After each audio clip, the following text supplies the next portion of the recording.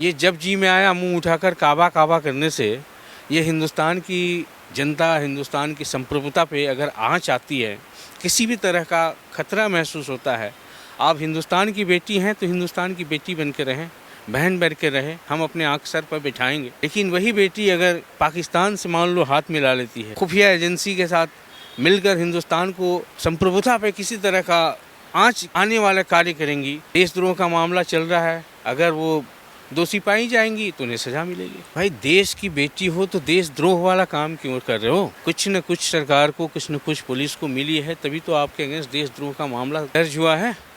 तो आपने कुछ गलत किया है या कुछ ऐसी हरकतें की है जो देशद्रोह के कैटेगरी में आती है, तो आपको कंसिक्वेंसेस भी भुगतने को तैयार रहना होगा। वो पाकिस्तान का सेना का जो मुखिया है, वो सेना का मुखिया नहीं है, वो टेररिस्टों का मुखिया है और वो टेररिस्ट को पालता है, सेना को नहीं पालता। नेहा सिंह राठौर के खिलाफ एफआईआर और देशद्रोह का मामला दर्ज करने वाले अभय सिंह वर्मा को अब धमकियां मिलने लगी हैं जान से मारने की, और कहा जा रहा है कि तुम बड़े हीरो बन रहे हो। तो सर आप किस तरीके से देख रहे हैं इस पूरे मामले को कि एक तरफ नेहा सिंह राठौर के ट्वीट्स और उनके तमाम बयानों को पाकिस्तान इस्तेमाल करता है, और वहीं दूसरी तरफ जब उनके खिलाफ देशद्रोह का मामला दर्ज हुआ है तो काफ़ी ऐसे लोग हैं जो बचाने की भी कोशिश कर रहे हैं नेहा सिंह राठौर को, और जिन लोगों ने देशद्रोह का मामला दर्ज किया है आज उन्हें धमकियां दी जा रही हैं जान से मारने। ये नेहा सिंह राठौर वही है ना जो काबा काबा करती है?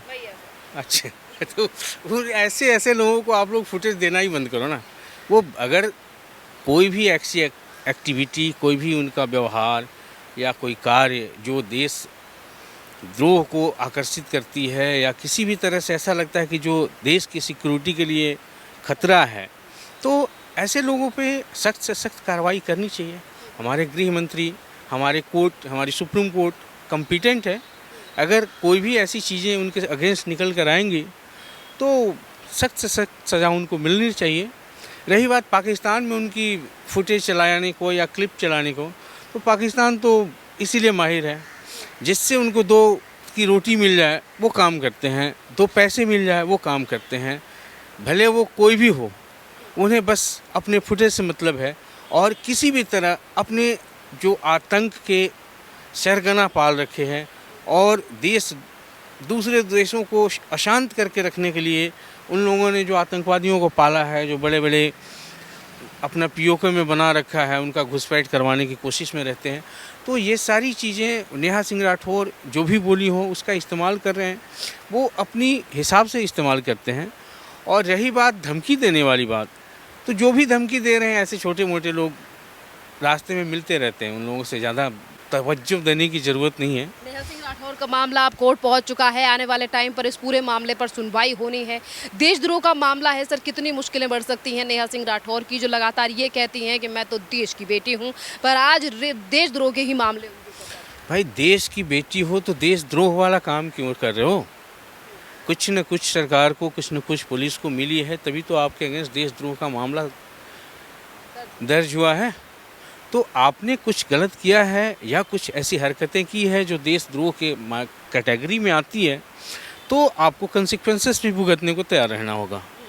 ये जब जी में आया मुंह उठाकर काबा काबा करने से ये हिंदुस्तान की जनता, हिंदुस्तान की संप्रभुता पे अगर आँच आती है, किसी भी तरह का खतरा महसूस होता है, आप हिंदुस्तान की बेटी हैं तो हिंदुस्तान की बेटी बन के रहें, बहन बन के रहें, हम अपने आँख सर पर बिठाएंगे।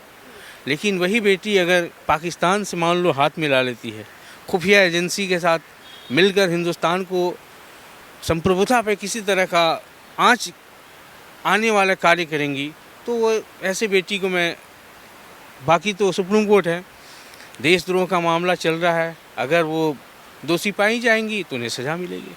लगातार जो पाकिस्तान और आतंकवाद हमारे देश में लगातार अपने पैर पसार रहा है, और अभी भी कई ऐसे नागरिकों को पकड़ा गया है, जैसा कि मैंने पहली वीडियो में भी आपसे बात की कि जिस तरीके से जिन लोगों के वीज़ा रद्द हो चुके हैं, जो इलीगल तरीके से भारत में रह रहे हैं, ये तो एक तरफ नेशनल सिक्योरिटी के लिए है ही खतरा, पर भारत में बढ़ते हुए आतंकवाद पर किस तरीके से नकेल लगाई जाए? भारत में आतंकवाद बहुत हद तक नकेल लगी हुई है पाकिस्तान से आने जी, पहले के तुलना में अभी देखो बहुत कम हो गया है। अब ये आतंकवाद अपनी आखिरी सांस गिन रहे हैं और इसलिए इस तरह उल्टी सीधी हरकतें कर रहे हैं, निर्दोष लोगों को धर्म पूछकर हत्या कर रहे हैं, जो बेचारे वहाँ अपने घूमने गए थे, उनको इस तरह की कौन से धर्म से होते हो कलमा पढ़वा कर मारना, ये सारे उनकी मानसिकता को दिखाता है। सर, आज इस समय पर भारत जहां विकासशील देश है और लगातार अपनी डेवलपमेंट और ग्रोथ पर ध्यान देने का काम हमेशा भारत ने किया है और अभी भी कर रहा है, पर इसी बीच पाकिस्तान के द्वारा कायराना हरकत जो की गई है, जिसका जवाब देने की तैयारी भारत सरकार कर रही है, वहीं दूसरी तरफ से पाकिस्तान गीदड़ भभकी देकर कहता है कि हम भारत में खून की नदियाँ बहा देंगे, हम भारत में ये कर देंगे। तो इस तरीके से क्या प्लान बनाना चाहिए? पाकिस्तान केवल गीदड़ भभकी दे सकता है। हिंदुस्तान एक विकसित देश है, उसे पता है कि लड़ाई और युद्ध से किसी का भला नहीं हुआ है, लेकिन फिर भी भारत ऐसा नहीं है कि वो चुप बैठेगा। जैसे एयर स्ट्राइक पहले किया है, वो अभी भी करेगा, और जिन्होंने गुनाह किया है उन्हें सज़ा अवश्य मिलेगी। ये भारत सरकार बहुत ही ताकतवर देश है, विकासशील देश है।